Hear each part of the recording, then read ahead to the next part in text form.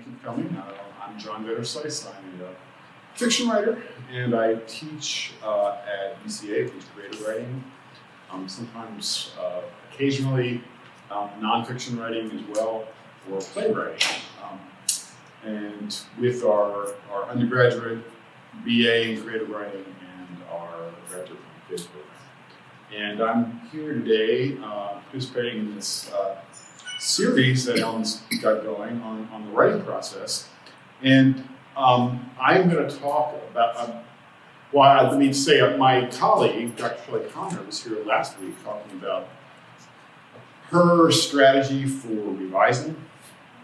And she had a very step-by-step way of going through it, which it seems like it's a great idea and a great kind of a logical framework to think about. My presentation is more on the initial phase of the writing process, which is generating story ideas, generating material, how you get started thinking about stories and getting those stories down. And it's, so as I was saying a minute ago, it's a very personal to each writer on how they do that. So I'm going to sort of talk about some things that have occurred to me and worked for me over the years, and we'll see if that's true. And you go. I'm sure we'll have time at the end, and if you have some ideas of your own you want to throw out, I'm sure that would be great, because we're all writers in this room, and we probably can share strategies and philosophies and histories of how we work. I have a book coming out, if you care. I have my social slide here. But it's a novel, and it's called News, and I'm all excited, and it's going to launch in October. So I'm busy gearing up for that. So I will, that's the other part of my identity. I write short stories and I write novels. I also write plays, and sort of when I'm taking a break from fiction. And at the moment, this summer, I've been working on a couple of stories, and also focusing on doing some marketing efforts for this novel that I'm publishing in October. So, I mean, the basic starting point of my talk here is where do I find ideas for stories? And I mean, they can come from anywhere, which is sort of a overly broad, maybe overly broad statement, but it's true. And to me, I was thinking about, and preparing for this talk, thinking about some of the different stories I've written over the years. And I've written quite a lot. It's just part of your work as a creative writer.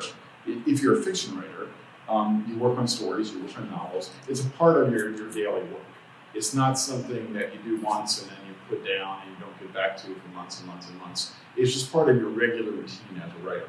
So ideas come for you over the years from different places. And some ideas have come to me purely through, well, let me first say, I know it's often thought of about creative writing, especially fiction writing, that we like take what happened to us and then we like convert it into fiction. Like we just change the names of the innocent, so to speak, and change a few details, and then that's, and I know often, even practice fiction writers, are guilty sometimes to read a story by a writer in a magazine, let's say, and it's so visceral and so vivid, and you think, so that person must have, gone to Portugal, right, and robbed a bank or something. Surely that must have really happened to them. But in truth, that's almost never the case, right? It's usually maybe a kernel of truth, and then the rest of it is purely fictional. So often my starting point for ideas is not so much as, okay, what specifically have I done that I want to write about? It's more like, what is a weird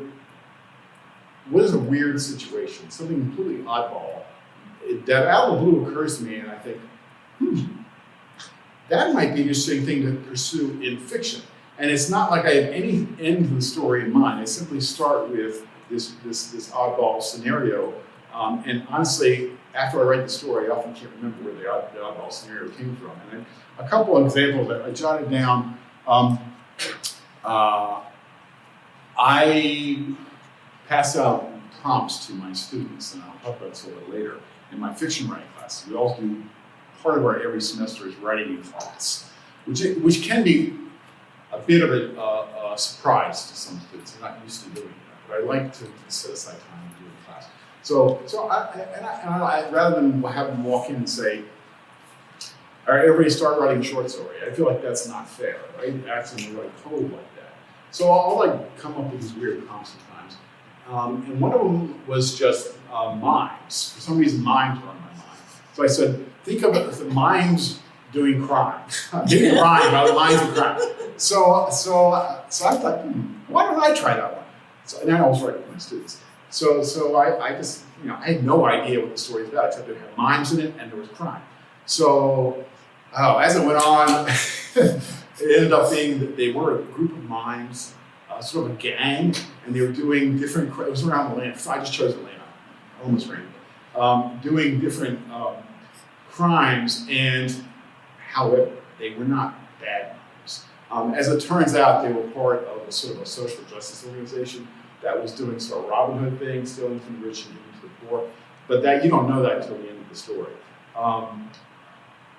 The story has not yet been published, but I always love it. It's one of my favorite memories, right? I also had a story years and years ago. It just occurred to me, what if you were living in an apartment and you wanted to make your apartment into a desert? And I thought, well, how about we have somebody do that in like a really cold place, like Minnesota. I chose Minnesota, again, almost randomly. So she's in a very cold, in Minneapolis, very cold place, and she's cranking the heat way up. She's getting sand and pouring it in her floor of her apartment.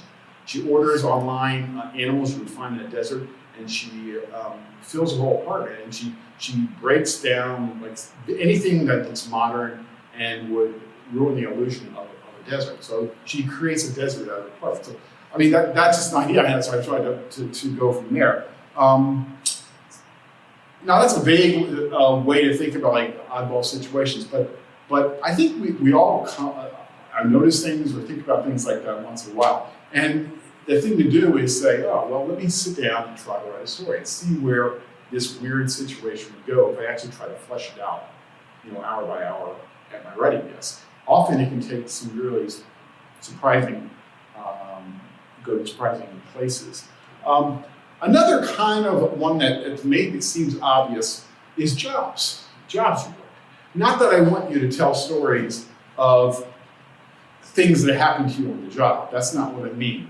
And I often encourage students to look at the job they've had and think about it as source for stories. But I always feel a little resistance from them because I think they don't want to write about their job. They hate their job. Right? They're student jobs. No student likes their job. But I often find the workplace, even in boring and silly student jobs, really fascinating. And what I've done many times is not tell tales of anything that happened on any job I actually worked, but the environment of that job. I find the social environment of a workplace fascinating, and it's often overlooked in fiction. I think we think of fiction as like one character's, perils and traumas, and we forget that character in the real world must go to a job, must interact with people on the job, must do things. That should be part of the fictional world of your character. Don't ignore that for ideas and situations and dramas and conversations. So several stories of mine. The starting point was actual jobs that I worked that I found kind of curious. And then I imagined stories that could happen there. What happened in the story did not happen to me or anyone I knew. Like just as an example, that a story I wrote many, many years ago that finally just now is coming out this fall, I believe, in a magazine, is based on a job I worked a long time ago in Washington, D.C. I was writing letters for an insurance company, a health insurance company, and this was back in the old days, so to speak. We had computers, but they got a lot of mail. People would write to them with their complaints, like, you didn't pay my claim correctly. And my job was to research this and then respond with a letter telling them that, yeah, we paid your claim correctly, or we didn't, and we're going to try to fix it. And occasionally we actually had to say, we paid it wrong, but in your favor, and you owe us money. And that was the real hard letters to write. In fact, when you wrote such letters, you were not supposed to use your real name. You were supposed to use a false name. You never told me that. Yeah. Well, anyway, yeah. I hated those letters. Yeah, because I always felt so bad for the person on the other end. Like, they didn't know, right? That they just got their money. So anyway, you know, I know some people got very, very, very irate by those letters. So I mean, I was wondering what happened if someone actually came to the workplace and wanted to do something about it. So that was the end point of my story. This guy thinks he's helping this woman, and she actually gets so irate by the way he's telling her that she comes to the workplace and wants to threaten him. She doesn't actually, she's afraid she's going to do violence to him, but it turns out that's not what happens. It's more complicated than that. He realized his ideas about her were wrong all along, very condescending, and he has to, that's the epiphany at the end of the story. He realized he was wrong about her the entire time. But that's just one example. Another one is myths and legends that you admire. What I think is a great vehicle for stories, and it's actually a current genre in contemporary fiction writing, update myths. And this is something different than fantasy writing. I don't know about fantasy writing. This is something different. It's taking, it could be a very old, very classical myth, could be a newer myth, could be a myth from some other world culture that's less famous than the Greeks and the Romans, and take it and put it in a contemporary context and see what new life you can bring into this myth. Like, some of these myths have been told a million times, right? Well, what new life can you bring to that myth? I taught a class in this a couple summers ago at UCA, and it was a great class. We had a really good time with it. We were reading myths from all across the world. We were also reading some Judeo-Christian myths. Not to insult, I'm not saying whether they're true or false. It's just there's a mythological structure to those stories, right? And so I write with my students, and so I use those for my own fiction because that's where those myths resonate with me because I was so familiar with them, having been raised with them.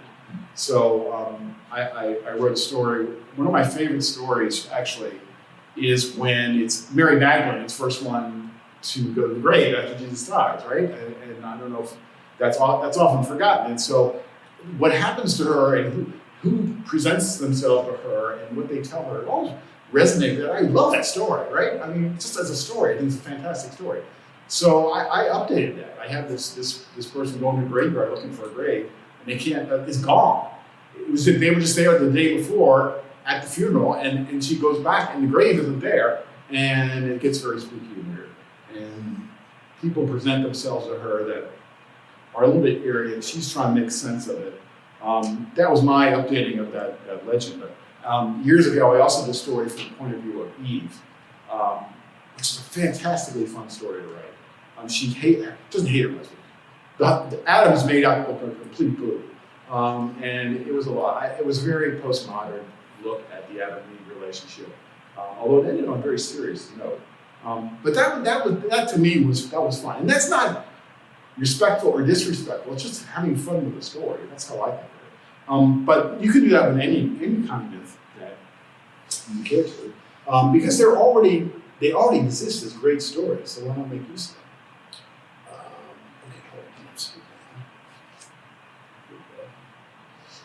them? Let's see.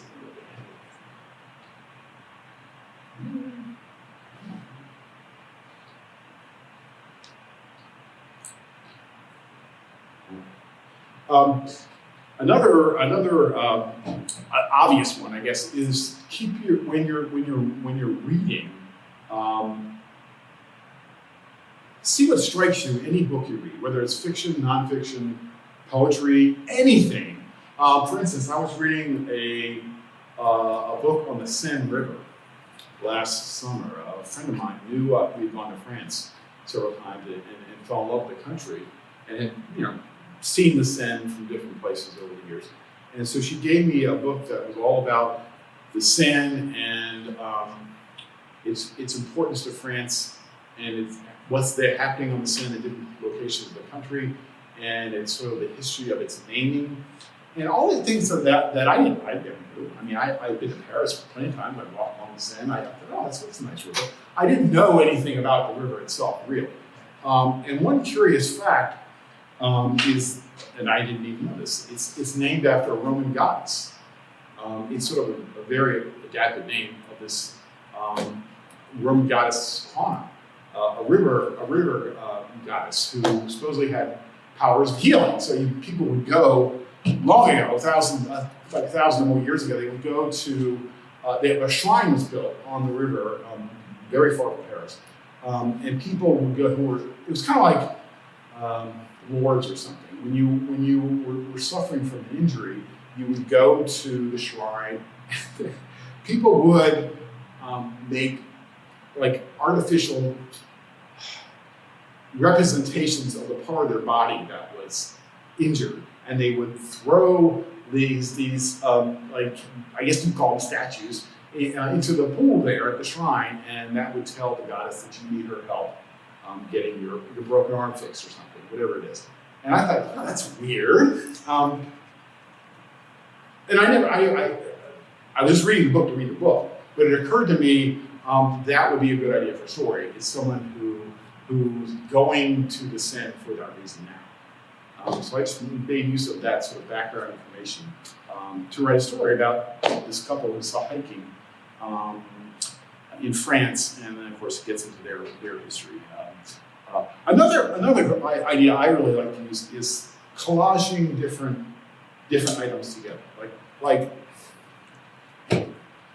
for example, I mentioned I like to present my students with prompts, and I'll often tell them, okay, you might like an idea on this one project as an idea for a story, but see what happens if you combine 3 or 4 of them together. And that generates even more sort of combustion for a potential story idea. And making them all work inside of one story is a challenge, but it can be a very creative challenge and a creative opportunity. There was one story that I started for that reason, and there were 4 items that I decided to combine. One was the TV show Jimmy Neutron, the kids show, if you all remember that show, which my kids loved when they were younger. Jimmy Neutron, Salsa Verde, the dip, Katy Perry, the singer, and a model who's modeling for an oil painter. I think that was it. So I had 4, basically I created a braided story, which had those 4 braids, and I would, from one scene to another scene, through the braid, and then I would bring the braid back. And of course what happens without planning, well, originally without planning, is that connections started to come between these different things. Jimmy Neutron, Salsa Verde, this very weird situation with this model and painter, and this guy who's obsessed with Katy Perry.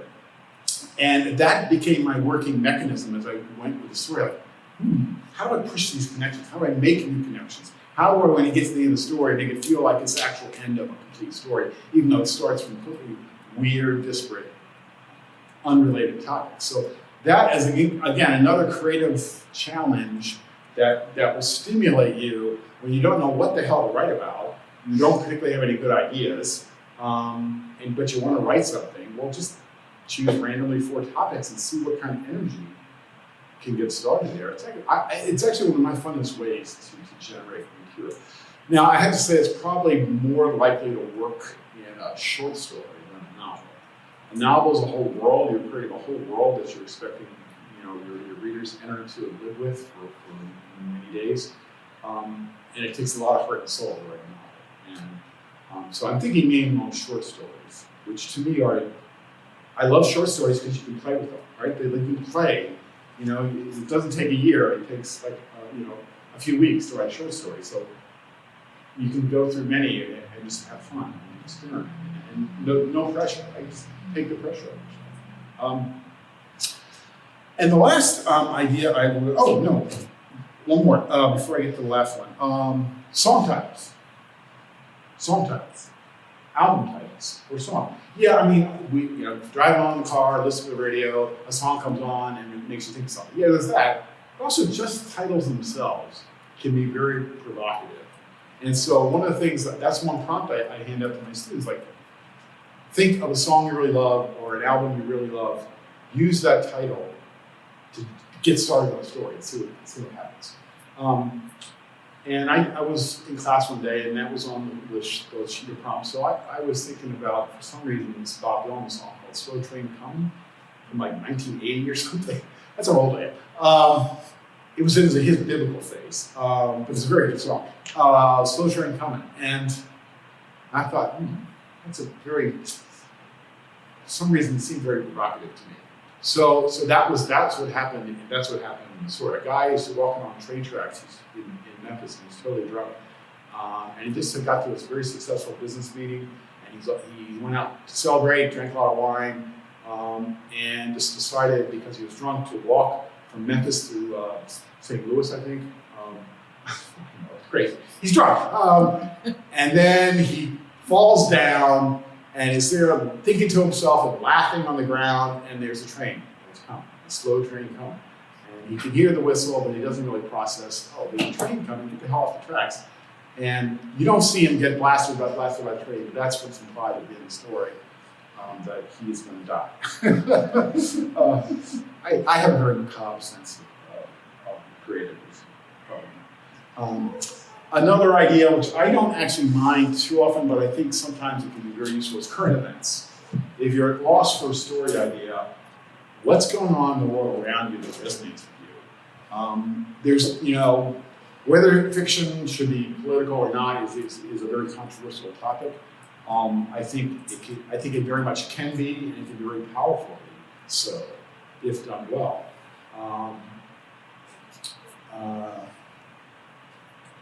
I don't know who's in the room with us today, but I was rather frustrated with our current state of our country a couple years ago. And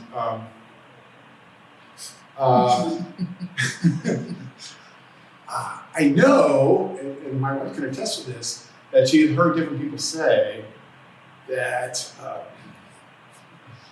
oh, this is being recorded, isn't it? Yes. What the hell?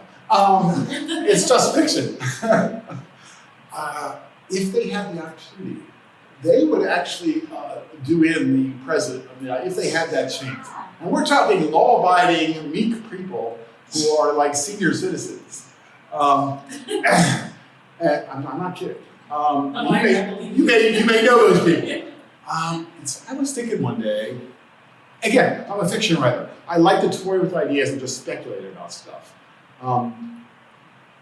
This doesn't mean we're actually going to do them, right? That's the whole point about fiction, is you don't do them. So I was thinking, well, let's say you really did want to kill a person. How would you go about doing that and still get away with it? Is that even possible to conceive that they could do that? So I wrote a story. It has not yet been published. I'm not sure I should publish it. Because I would not want the Secret Service come after me. And a guy, it's actually very cloak and dagger, right? He's working with somebody, he doesn't know what it is, but it's all hush-hush, and notes passed back and forth. Nothing's done by cell phone, because that's open to be overseen. So it's all very old-fashioned, and he goes to Washington. He lives in Texas, goes to Washington. It's actually called a lot of fun. I'm from the DC area. So I imagine, how would you actually shoot the president?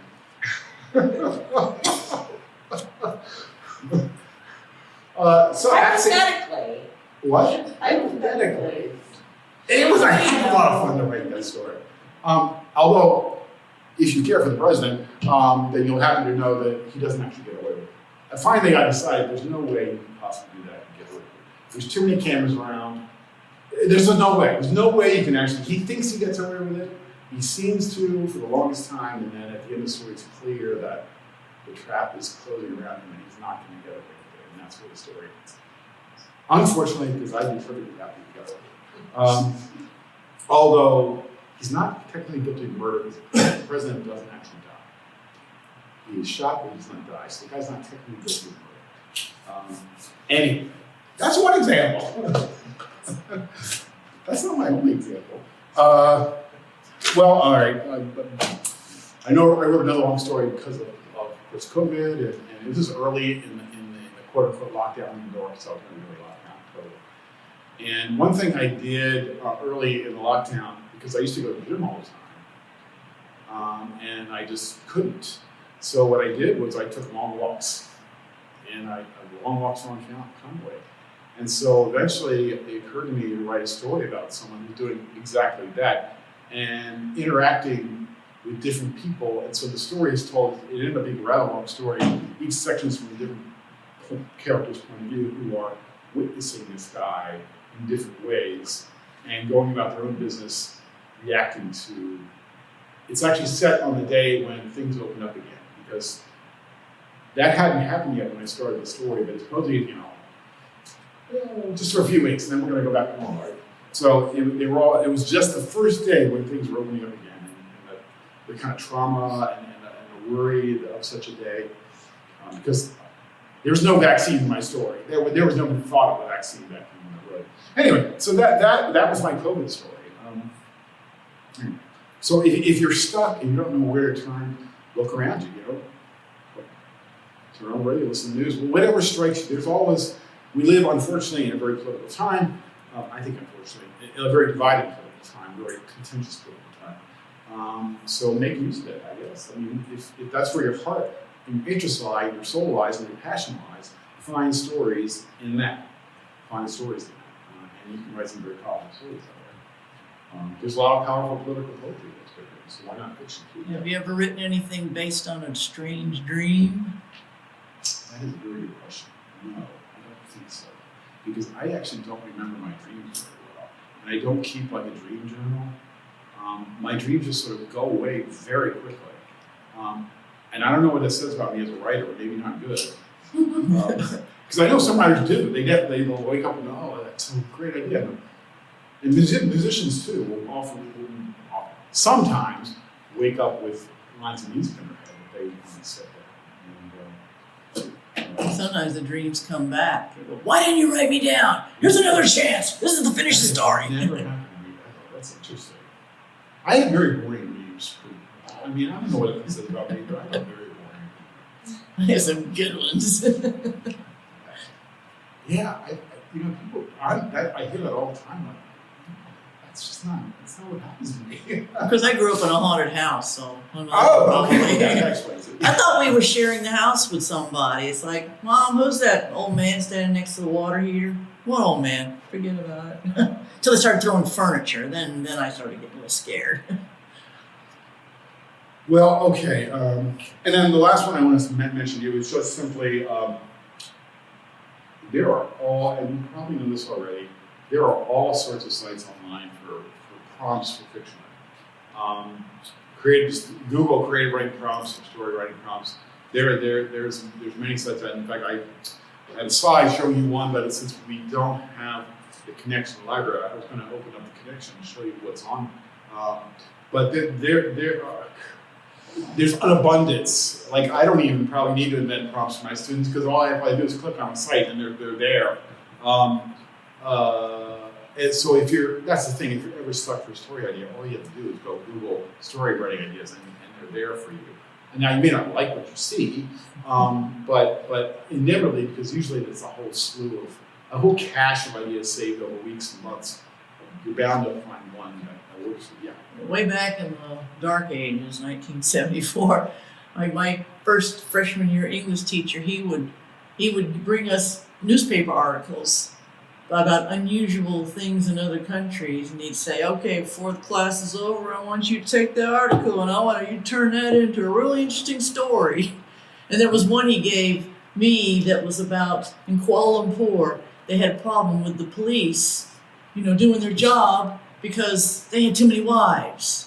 So I made up a story about they all wanted a day off because for their anniversary, and some of these people had like lots and lots of wives and stuff, and nothing ever got done. That's true.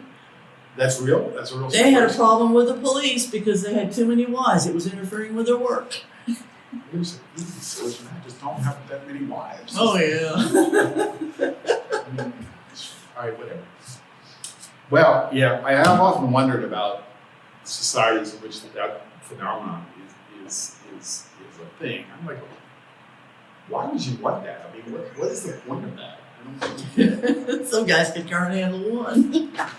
Well, it's just, I don't know, marriage, you know, it's good. You know, it's okay, so then, well, we're getting later into the hour, but of course the question is, okay, an idea is an idea, right? That's just one starting point. There's lots of ideas in the world, and I know, because I say this to my students all the time, that the idea is almost the easy part, right? The real work of being a writer is actually taking an idea and making sure you see it through. Not every single idea is going to result in a golden story or a golden novel. And you may not even use all the ideas you have for writing. But the work of being a writer is really not coming up with ideas. The work of being a writer is generating material.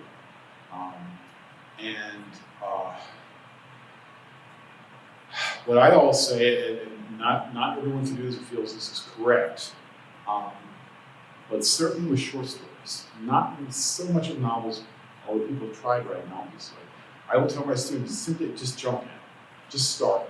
Because once you start, it's a lot easier to keep going than to start from cold, right? If you've got lines down, then you can figure out what the next line is. If you have a story with a situation partly generated, the next day you can come back to it and it's much easier to keep generating material. You all may have seen this documentary on Ernest Hemingway that was shown on PBS. When was that? A few months ago? About 2 months ago. Yeah. Obviously, a completely despicable human being, Ernest Hemingway. But one idea of writing that he did have, which is the famous one, and I actually think it makes sense, is that he would always stop mid-sentence when he was writing a story. So the next day, he would know exactly where to pick up again. And he wouldn't have to go through the mental struggle of coming up with a starting point. He had a starting point already for himself. I mean, he, as undisciplined as he was in his personal life, he was quite a disciplined writer.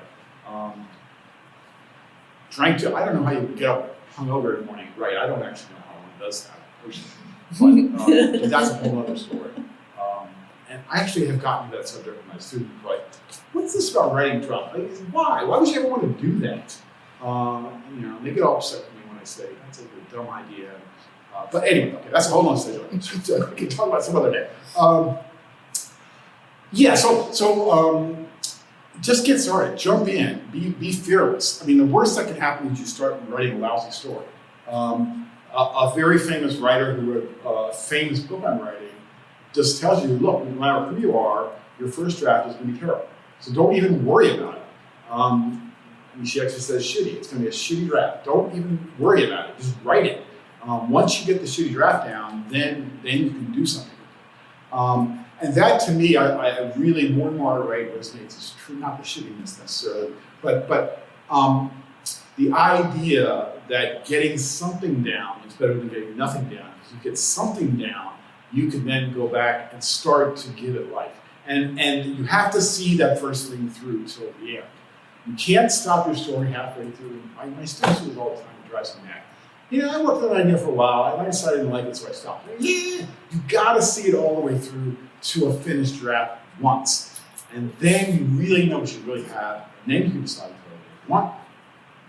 What I think often happens is if you commit to it, it can get so much better in the next draft, the next draft, the next draft.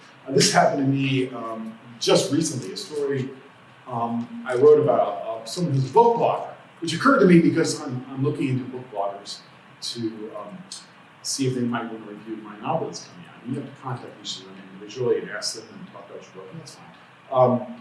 And it occurred to me, a story about a book blogger who gives a so-so review to a book, and then it causes all this grief. She gets all this hate mail, not hate mail. She gets basically a stalker who she doesn't know, someone who's very angry with And the story, when I first wrote it, was neat. I felt okay about it, and it was like 11 pages long.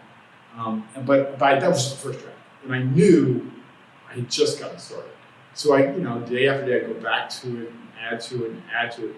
This is the writing process. It's shaping. It's adding and subtracting. It's like modeling a piece of sculpture. It slowly becomes the thing it's supposed to be over many days. And the end result, my 10 stories tend to be a bit longer, unfortunately.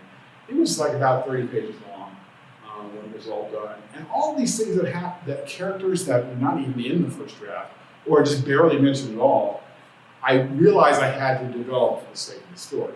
Background, I had to talk about it, not just assume the reader knew or something.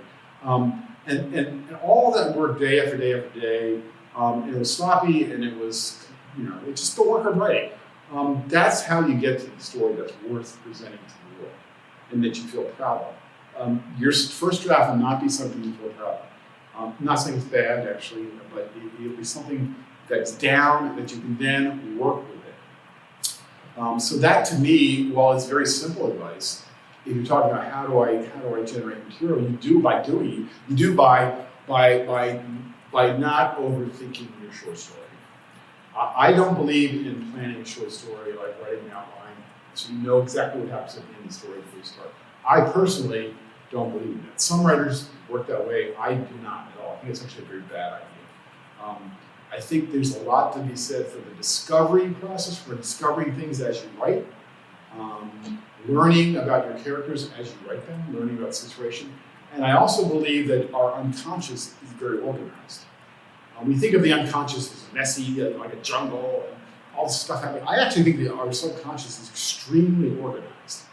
And when we just write a story and let it kind of tell itself to us, I feel like it's our subconscious is going to create a structure for that story that our conscious mind wouldn't necessarily come up with. And our conscious mind perceives it after we write it. And when we start to see these connections that our unconscious came up with, and then you must have this experience when you write. And you look back over it and you say, oh wow, this connects with that. I didn't even plan on that to happen. And then your conscious mind can get to work and start forging those connections, working on them. But I'm often shocked looking back at something I've written and how many echoes I find that are completely unintentional, that were there even from the start. And I think that I tell my students this all the time. I think our unconscious is actually very organized and very disciplined and pattern making. As our humans, we're pattern making creatures, or we're pattern perceiving creatures. I think that's true of our unconscious as well. So I would say trust the unconscious and don't worry about outlining so much. Now, with a novel, we're talking a much bigger beast. And I know some writers make very elaborate outlines for novels. And I certainly would not discourage someone from doing that if they felt, because arguably, yeah, you're keeping yourself from wasting too much time by going off on this tangent and this tangent. The only problem with that is some of those tangents can be useful. I mean, they can be messy and they may be things that you'll keep, but they can actually be really useful creatively. So even with novels, my tendency is just get started. Start writing, and then I get into part of the way, and then I have a sense of what I'm doing. And then I'll start to sort of, in my mind, loosely plan things out. Loosely. I always make loose outlines. But that gives me something to shoot for. But I'm still basically generating material as I live through it day by day. Because I don't want to overplan it. I don't want to plan for depth. Now that's me. That's me, my own way of working. There are writers who work totally different. And some of them will probably present to you this summer. So I'm just telling you how I work. I know I read the famous author John Irving said one time that he plans his novels so thoroughly, so carefully, that when he actually starts drafting them, he knows what every single word in the novel is going to be. And I'm like, what? Are you kidding me? Well, that's no fun. It worked for him, like he's a best-selling novelist, right? Famous author. He was a little bit, when I was coming up that he was one of those people were reading, and his books were all made into movies and all that stuff. But I could not imagine working that way. I mean, that would be death to me. He made such fierce. What it really meant to me is like, okay, what you're really saying is those outlines were essentially writing a novel. That's what you're telling me. And the novel was just sort of a polished draft of the outline. That's what you really was saying. But some writers are planners and some writers are pantsers, because they see the pants. I'm somewhere in the middle, but I really believe the seat of the pants has a lot to be said for it. Not that it's easier or harder, I just think you find stuff that way that you would not find other ways. And that is just me. It also makes it more fun. It makes the writing process more fun. I mean, writing is work. It's always work. And revising is work, and it's care, and it's something you have to do day after day after day once you've done the draft, as Dr. Conner was talking about. But I feel like you have to start with, you have to let yourself go first. And even when you're revising, if you hit up on something new, I don't think it's necessarily bad to let yourself generate some new stuff and see where it goes. Now, you don't want to create a whole nother direction for your novel, yes, of course, but I think some of that material can be very, very useful. It's always under your control what to cut and what to keep. You don't have to keep a single line in what you write. You can generate thousands of words and cut them all. You have that control with the author. But why deny yourself the ability to generate that material and see what that's how I yeah. Have you ever had a character that kind of took on a life of its own? You started off as a minor character, and then you started doing a backstory, and next thing you know, you said, I like this character, and they're trying to push their way in. Next thing you know, it just changes the whole direction of the story. Yeah, I've had characters that become much more important, and that means they're great characters. Right? So that shows I'm not just crazy. Oh no, I think everybody would like that story. I think there's always characters like that. It just means they're really good characters, and they need to be allowed. And they won't leave me alone if I have to put it away. Like when my husband became very ill, they haunt me like, get back in here and finish my story. I was legit plotting a comic a couple months ago, and who I thought the main character wasn't the main character. So. Well, that must have been maybe a frustrating revelation is also an important yes. revelation, right? Yeah. Both of those. Yeah, I know how that feels. Like, oh man, start all over again. But I do drink when I'm writing. What? I do drink when I'm writing. While you're writing? Yeah. While you're actually physically writing? Yep. Got a glass of sherry right there. Oh, drink. I thought you said drink. No, drink. I'm sorry, I thought you said drink. No, the dream comes in. Well, that's fine. A little sherry, that's fine. I'm talking about, it's Right well on drunk track. and started writing a story. What? In World War II, the Hemingway and his friends, they liberated a bar that the Nazis had taken over. Anyway, you made me think of something. Of course, then Hemingway killed himself. Now, Yeah. Okay, I'm sorry. I have thought it went out of my head. So, basically, trust yourself and also trust the process. Like, don't sweat too much any particular draft. Don't think about it too much. I have students. I have a very good writer. I teach in class this summer, and she's a really, really good writer. And everything she turns in. This is the worst thing I've ever written. I'm like, why are you beating up on yourself that way? They're actually, it's pretty good stuff. Some of it's very good. I don't see the point in beating yourself up that way. Obviously, you have to be honest about something not being super finished and super perfect, of course. But don't jump on yourself and get all down on yourself because you wrote something that's. First of all, it may not be as bad as you think, as in the case of this student. But also, even if it is, don't worry about it. That's just writing. Sometimes you write stuff that's not good. It doesn't mean we're bad writers. It certainly doesn't mean we're bad people.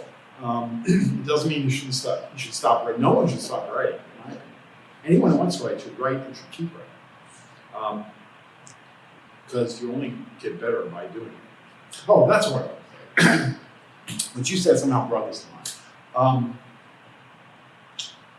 The other reason I don't like outline and plan too much is I actually have more. Okay, let me back off.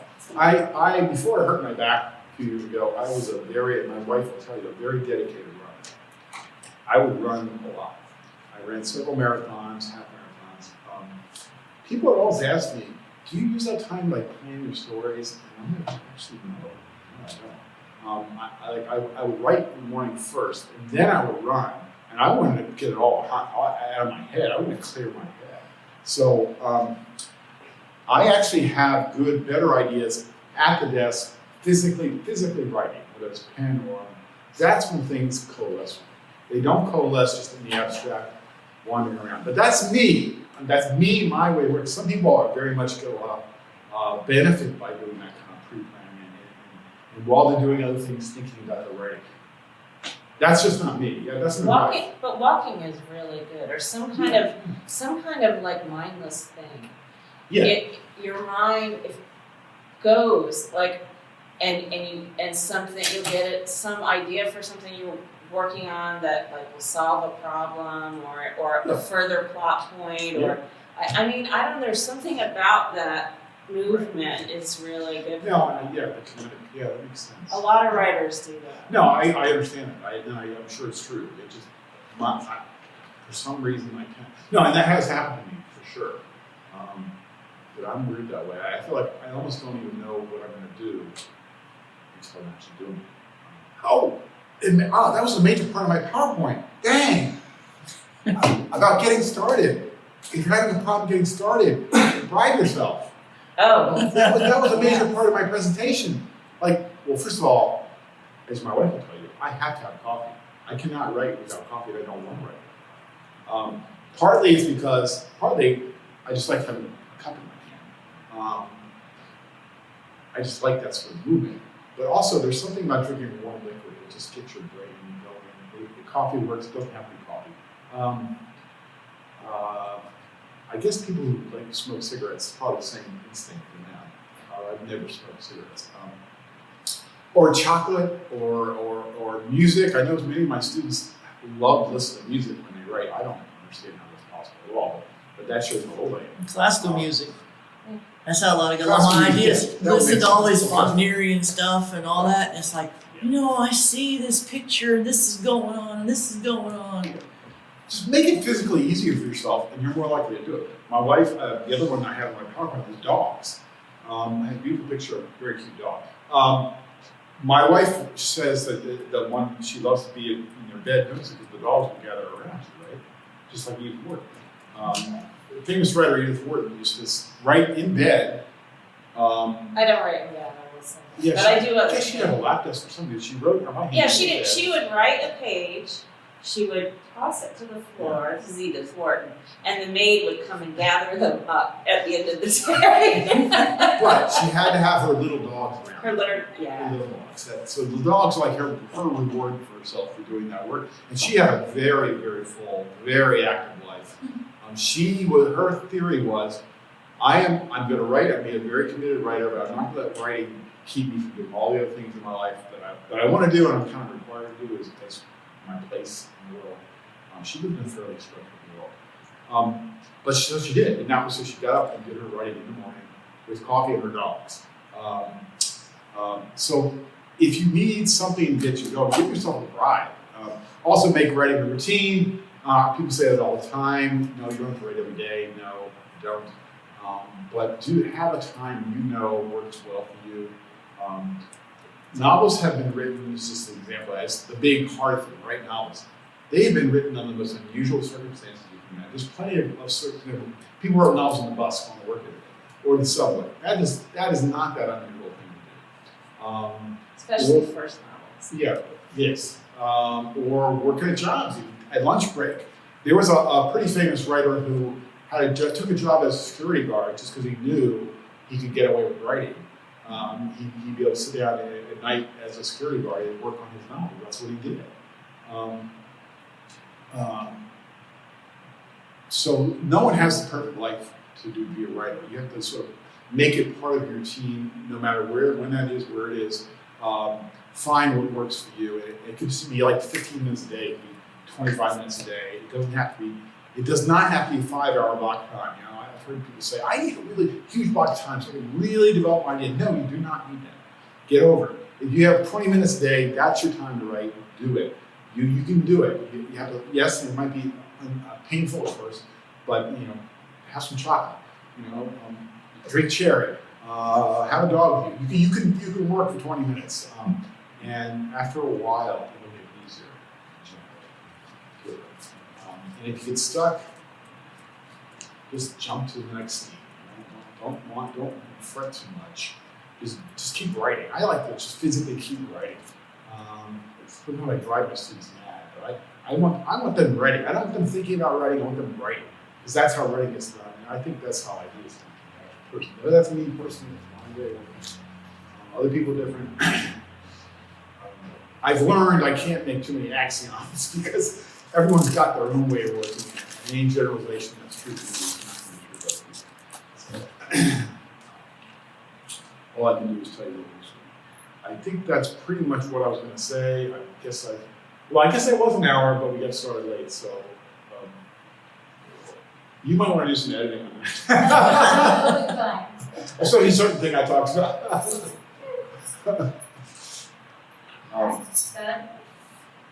Yeah. Oh, I guess I'm done. Unless anyone wants to ask questions or have a discussion. You talked about those prompts on one of them, and I know there's a million of them, but one of them I found is called Reedsy prompts.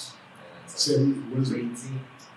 Reedsy, yeah, that was the one I was going to show you all. Yeah. Because they have a weekly contest where there'll be 5 prompts, like an overall prompt with 5 sub-prompts, and if you want, you like your story, submit it, and it's worth like $50 if they select yours. Oh, that's great. So, and that's every week. So Can you spell that? I use it as practice. Yeah, I write a story a week. Wow, that's great. Good, I put it out there. I've not won. So It's REDSY. Yeah. and it's tricky because I have a lot of different sites, but it's Reedsy prompts. Search Reedsy prompts. It's actually like blog.reedsy.com. Yeah. Was that Reeds? Reedsy.com, they have like an online editor, and that's kind of the product they try to take. Is that READS? REE. I'm sorry. RE. REED. There's a whole community there. Everybody can comment on your stories, like it, that sort of thing. So it's encouraging. That's right. I was going to write on a board, wasn't I? All these different categories, and I forgot to do that. I was just talking. I think most of us were taking notes anyway, we did. Oh, okay. Well, thank you all.